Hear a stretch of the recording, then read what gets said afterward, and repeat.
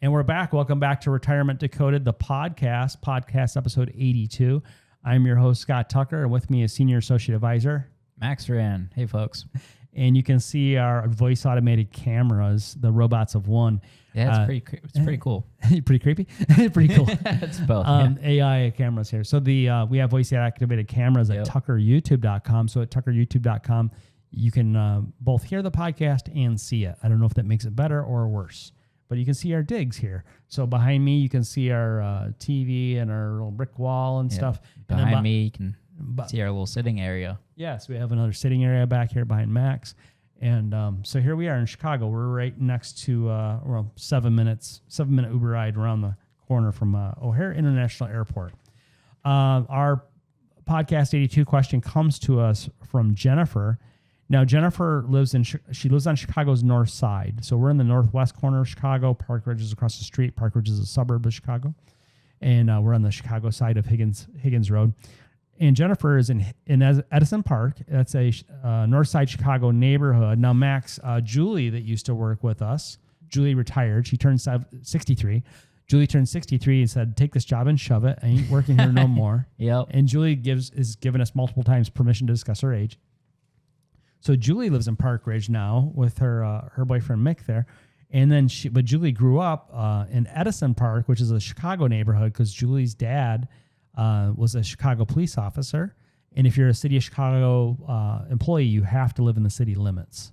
So she grew up in Edison Park, kind of just southeast-ish or just east of Park Ridge there. So that's where Jennifer is. So, and if you don't live in Chicago, none of this makes any sense. Yeah, they're like, all right, I don't care. Yeah, nobody cares. Oh, but I was going to say we're federally licensed, so we can help Americans all around America, including its territories. We might even be able to help Americans outside the United States. I'll just have to check with compliance. So if you're out of country, just let me know and we'll check it out for you. So Jennifer asks, Max, should I keep working a few more years even if I can already afford to retire? There's some more background here. Nicole collected this for us. Jennifer is from the Edison Park neighborhood of the north side of Chicago. She says she's financially prepared to retire at 62, but she's nervous about walking away from a steady paycheck and her healthcare benefits. So if she retires at 62, Max, her healthcare benefits, why is she concerned there? Yeah, well, a lot of people, and maybe some people don't know, Medicare will start at 65, so you need a plan for those gap years until you hit that age. Now, speaking of Julie that used to work here, Julie retired at 63, knowing full well, because we talked about it, is that she would have to take care of her own health care from 63 to 65. And so it's pretty expensive. I would say on the low end, it's about $1,000 a month for those ages, those early 60s to get up to age 65. And for a lot of people, it could be $1,200 a month. Now, if you've saved a lot of money, Jennifer, then it's really not that much money. Say if you had to pay $1,200 a month, it's around about $14,400 a year. You can't buy time back. And so let's say, is it worth like $45,000 to be able to retire 3 years earlier? It might be. Now, something else you might want to consider, Jennifer. Now, you said you're already able to retire. I hope you've already run your numbers with your advisor. And if you haven't, get on our phone calendar down below at tuckerretirement.com.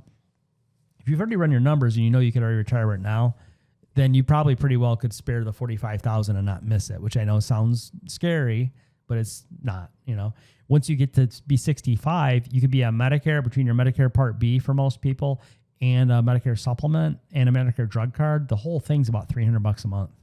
So once you get to 65, that's pretty affordable. Yeah. And the healthcare is terrific, especially if you get a supplement. Yeah, good coverage. Yeah, you get a supplement, any doctor, any hospital. If you go Medicare Advantage, not every doctor, every hospital, and you could get the whole thing down to just your Part B, about $200 a month for most people.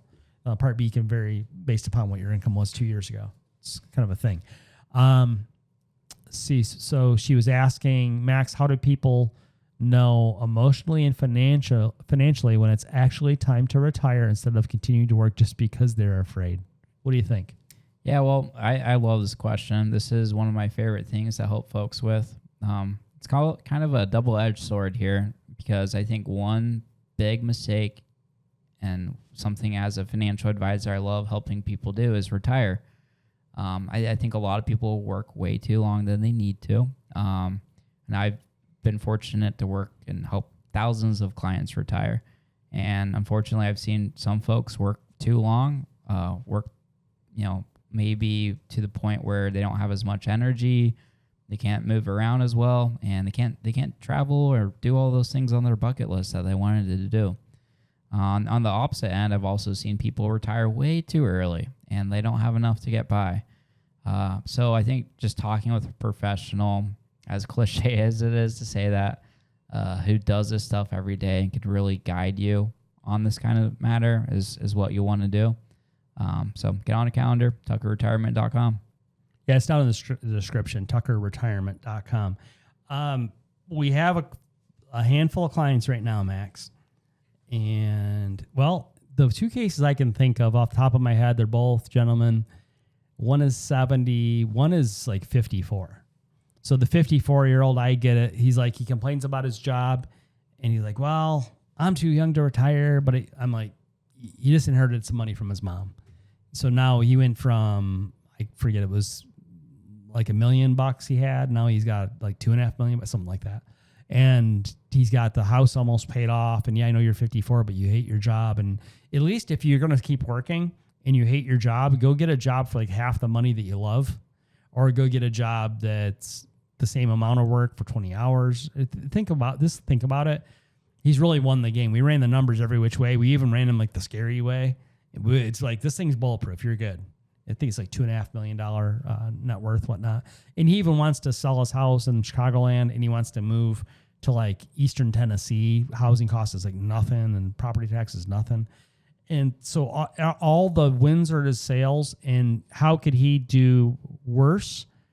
He's one of these folks that we've had to keep telling him how to not take unnecessary risk. Yeah. Max, unnecessary risk is unnecessary. And so he's won the game. Now it's hard for a lot of men. And I know, Jennifer, you're not a man, but it's hard for a lot of men to walk away from the table. The testosterone can win you battles, and it can also lose you wars. You can get in a lot of trouble with the testosterone. Really big thing there too is we've been blessed with such a strong bull market for the last 17 years. About 17 right? years, yeah. A lot of people have gotten used to these returns, and they don't understand that we could see a period like the 70s, early 80s. We could see another 07 come again, right? And taking more risk than you need to, where you may see a 50% haircut and may stay down for a period of 7 to 13 years. That's something that could really wallop you. And, just dialing back on your risk a little bit, it's something that's going to give you a lot of peace of mind and comfort. And ultimately, that's what we're trying to do here when we're building our plans. Well, Max, one of the problems we have is folks think that the more risk, the more reward. And we can show folks, especially if you get on our phone calendar at tuckerretirement.com, if we progress from there to like a Zoom meeting, we can show you where the sweet spots are. So there's a thing we use called Riskalyze, where we can have a portfolio that's driving 95 miles an hour and the little speed limit sign, that it returns less well than a portfolio where you're driving 45 miles an hour, where you get a lot better returns potentially, right? So I have to say potentially, or else compliance gives me the heave-ho. So if you could take, say, half the risk and get better returns, why would you not do that? Yeah. And we're talking about Jennifer in Edison Park here in Chicago. She's 62. Imagine you could retire right now, and she didn't say that she wants to go for the Hail Mary investment-wise. She's just talking about, should I keep working or not? So, but we get a little sidetracked on the investments, but I think it's a good conversation, because what if we went, all for the gusto and the glory? And actually, we have 2 female clients I can think of that are like this too. 2 different female clients like this too. Maybe they have, men have testosterone, and women tend to have about 10% of the testosterone that men do, but women still have testosterone. And I've noticed time or two, there's a couple of females that we've worked with, female clients, and there's a couple of them that are bigger risk takers, that are a little bit more aggressive, and they want to go for the gusto more. It's just a thing. I don't really know how we're all wired different.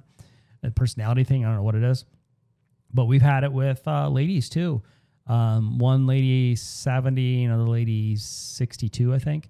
And they're like, oh, one more big hit. 17 years of bull market. What more big hit do you need? Yep. Yeah, people get greedy. Greed overtakes completely. Matt and I did another one of our other associate advisors, Matt Mirabella. We did a Zoom the other day with somebody, and I just for real quick illustration, there's a Vanguard has a total world stock market index ETF, exchange traded fund called VT is a ticker symbol. So if you put VT ETF chart and Google gives you a chart, and I just dragged the cursor back to, I guess it went back to 2009, which isn't even going back to 2000, I think it went to 2009.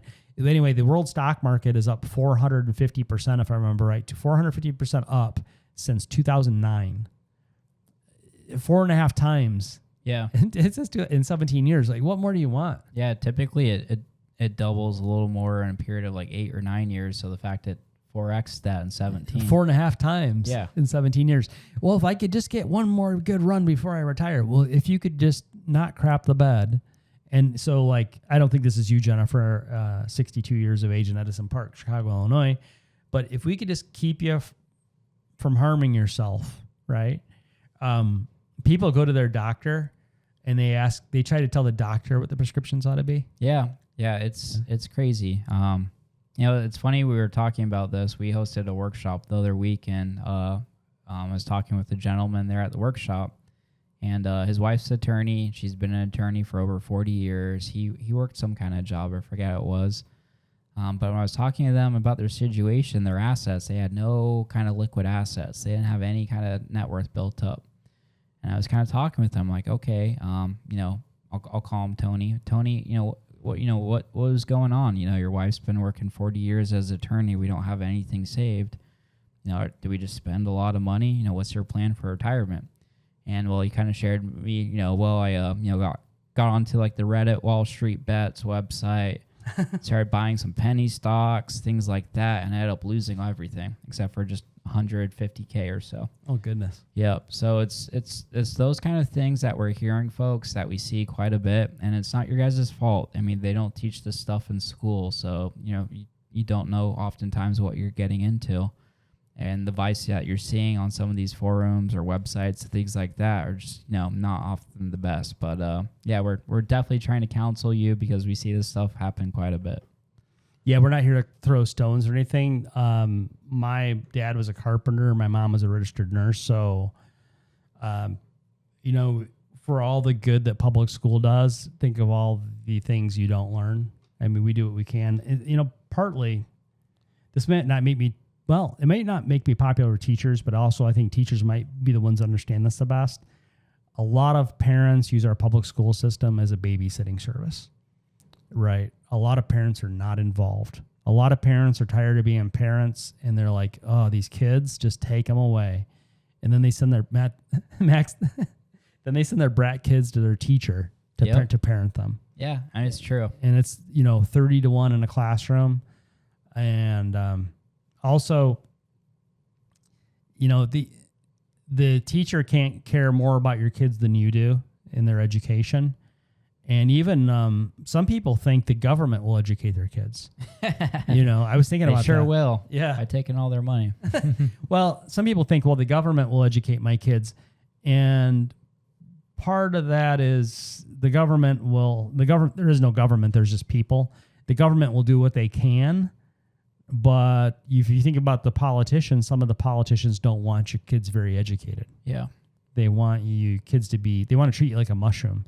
It means they keep you in the dark, and they feed you horse stuff. Yeah. Yeah. I think also when we look at it, a lot of our legislation was written during a time where things didn't look like how they look today. And things have become so rigid or so hard to change, ultimately, where a lot of Americans are put into a spot that's not the best. Many folks are very trusting. It's not a bad thing. Us raised as Americans, we are a little bit to be, raised that way. But being proactive and having a plan and looking at this stuff and working with a professional who understands that legislation and, future legislation, it can be really beneficial and impactful for your family. So Max, Jennifer from Edison Park, Chicago, Illinois, she was saying, should I keep working a few more years even if I can already afford to retire? I didn't ask about this, Jennifer. You didn't comment on it. I don't know if your parents are still around. So that's a thought too. We have a client right about your age, Jennifer. You're 62. we have a client right about your age. She became a client about a year ago. She and her husband came in, and she's got this really great paying job, tons of responsibility, tons of stress. She's supposed to be running sales for the company, and they've whittled it down to where now she's running the whole company, including HR. She had to put in with herself to her. We're in Chicago, and this client's in Chicagoland, and this client, her mom is 84 and lives in Wisconsin, north of the Cheddar Curtain, roots for the wrong football team, probably eats cheese curds and kielbasa or who knows what up there, bratwurst and that. And she goes, I want to spend more time with my mom. I'm tired of this job. Even though the job's great, but it's really stressful, and they kind of get her overworked, and she's paid well, but not paid well for what the level of work they're giving her now. And I said, how far away is your mom? And I can't remember. It was something like 6 hours away. It was something, a drive. And I said, so how much like vacation time do you get and stuff? She goes, well, that's the problem. You see, they have me running HR for myself and everybody else. And so I have to apply for PTO with myself. And I had it to where I could only take 4 days off. So I didn't even get both of the weekends. So she got like 2 days on the weekend, 4 days during the week, 6 days, but she takes a day to drive up, the day to drive down. So she got to spend 4 days with her mom in Wisconsin. And I said, how old's your mom? She goes, 84. I said, how long does your mom live? She goes, well, 87. So she was telling us a year ago, her mom probably had 3 years to live, not doing great with health. Now, a year of being a client, now this is not a testimonial, and your mileage may vary, and I can't guarantee outcomes. But we actually ran our numbers in the computer a year ago when she became a client, and we showed her how she could retire a year ago, and she could just take this job and shove it. She for her case, should remain an Illinois resident for a while, spend 6 months and a day in Illinois, but she could spend 5 months a year up in Wisconsin with her mom, like when it's nice and sunny up there. It's really pretty up there. And she chose to keep working for another year just to be sure. We ran our numbers again. It's like it looks even better than it did last year. And so she's finally retiring, and actually retiring this month. And she even put it off 1 year. She told us her mom had 3 years to live, and she put it off a year. So now her mom has 2 years to live. Think about that. So that client happens to make $160,000 a year. Her husband's already retired. I'm like, well, he's already retired. Why are you still working? And you're the one with the mom that's got 3 years to live and lives up in Wisconsin. I mean, Max, you've been to Wisconsin a fair amount, haven't you? Right? Yep. Yeah, I know you have, actually. It is really nice up there. Yeah, especially in the summer. Yeah, I grew up in Michigan. I like Michigan quite a bit. I think Wisconsin's a better, in many ways, more of Wisconsin. Some of Michigan's okay, and some of it's really cool. Like the harbor country's good, like from maybe Grand Haven down to Southwest Michigan. Certain things are really neat about Michigan. I guess Traverse City area, Mackinac Island. There's certain areas of Michigan that are really great, and some are just ho-hum. In Wisconsin, I haven't found much that I don't like there. And like Max was saying, the summer in Wisconsin is absolutely beautiful. Yeah, and got the Dells. You know, and all these people from Minnesota. If you're from Minnesota, get on our phone calendar at tuckerretirement.com. We'll spend 15 minutes free with you in the coming week. We'll talk about it. We are federally licensed, so we can help folks in Minnesota. But I'm going to tease you people in Minnesota. The 10,000 lakes. Yeah. Michigan, I think they said, has 11,000. And Michigan has the most fresh. It might have the longest freshwater. It might be the longest shoreline of any U.S. state, but I'm thinking Alaska must be more. But it's definitely of the Great Lakes states, Michigan has the most shoreline. But Wisconsin has a ton of lakes too, and I can't remember if it's 10,000 lakes. I mean, does it matter if it's 10,000 or 11,001? I mean, who's counting? Yeah, you gonna go fish them all? Yeah, a lake a day for the rest of the. That would be fun. That would be a fun retirement. Yeah, fish a different lake every day, but. In Wisconsin, in the summer, you can go drive your convertible with the top down. A lot of people like Corvettes and stuff. You could go get on your boat. You could go golf. You could go have a lake house and not even have a boat. You could have a paddle boat. You could have a kayak. You could do all these canoeing. You could do fly fishing. You could do regular fishing. You could do ice fishing. You could do snowmobiling. You could do nothing. Drink beer. You could drink beer. You could eat bratwurst and cheese curds. You could go to the beer garden and watch the guy with the the accordion. Yeah. The guy with all that stuff. Or you could slave away at your job and you don't even have to work. So very rarely do we have somebody, they retire from their job and we ask him 4 months later, do you miss it? We had one gentleman that he retired. And he got a pass for that summer at the bowling alley. They had some special, you could bowl 3 games a day, 90, like from Memorial Day to Labor Day, you could bowl 3 games a day for 3 months. So after 270 games, he's like, I got to get a job. He used to be in the trades, we'll say, in woodworking type of trade. And he went and got a job at Costco, and he puts displays together. But he goes to work from 4 a.m. till noon. And that's just because he's bored. But he's a weirdo, right? If he's listening, you know who you are. You're a weirdo. But how many people retire and like a month later, like, man, I really miss getting up at 5 a.m. going to my job. Would not miss that. Yeah. There's a season, right? There's a season for work and there's a season for not for work. So. Yeah. 5 a.m. though. That's a little early. You get up earlier than that. I get up at 3 on Thursdays to go to hockey practice. That's when the birds are waking up right now. Yeah, I get it. That's for the birds. Well, you've wasted another perfectly good 20 minutes or so listening to the ramblings of a short, bald man and Max Wren from Centerville, Ohio. That's where he's originally from. This guy from Dayton. This is a guy from Dayton. Get on our phone calendar, tuckerretirement.com. We'll spend 15 minutes for free with you over the telephone in the coming week with one of our financial planners. We'll run your numbers and we'll show you, Jennifer from Edison Park or anybody else, if we think you can retire or not and stay retired. So tuckerretirement.com. We'll see you in the next episode.